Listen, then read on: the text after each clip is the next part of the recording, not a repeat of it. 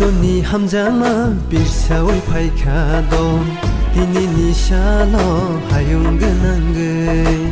Hamjama kupulung subray ni thaniyo Mon brum tong play nai khairang ma bonile Kaitoni hamjama birsawai phaikado Tini nishalo hayung ganangay Jisuni bisingkay lama senam khado Chukaya kili narahinani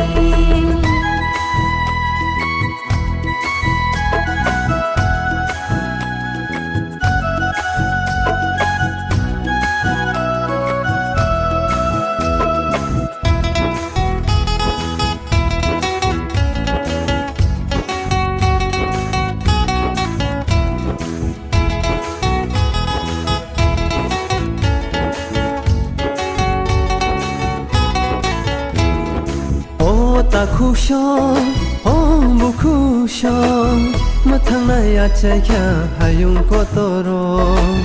Kaitoni sajala, chukhaya kare, khaksang ma tong thonga, tubo wai phaikya.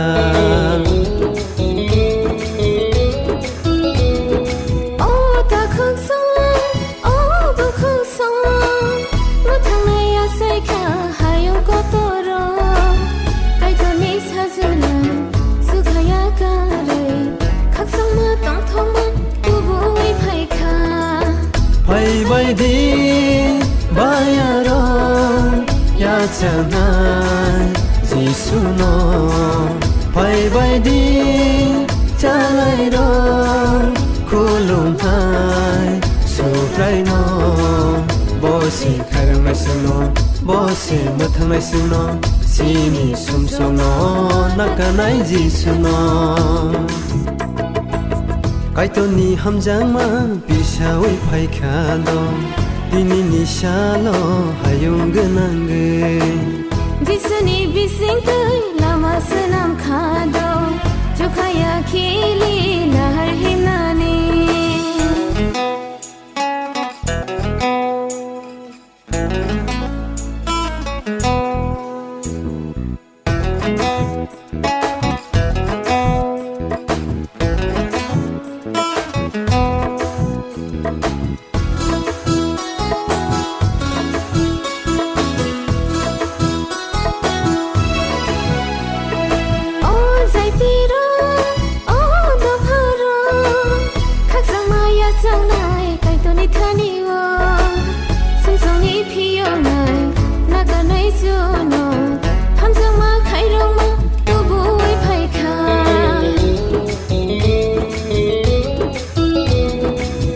Jaitiro on the faro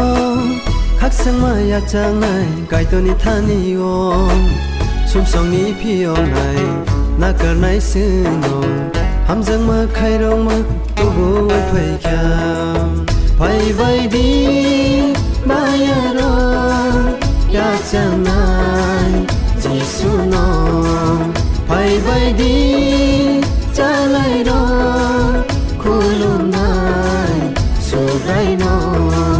Bosi khairong nai suno, bosi mathang nai suno Sini sumsono, nakanai jisuno Kaitoni hamjama birsawai phaikado Tini nishalo hayung ganangay Hamjama kupulung subray ni thaniyo Mon brum tong play nai khairang ma bonile Kaitoni hamjama birsawai phaikado Tini nishalo hayung ganangay Jisuni bisingkay lama senam khado Chukaya kili naharhinani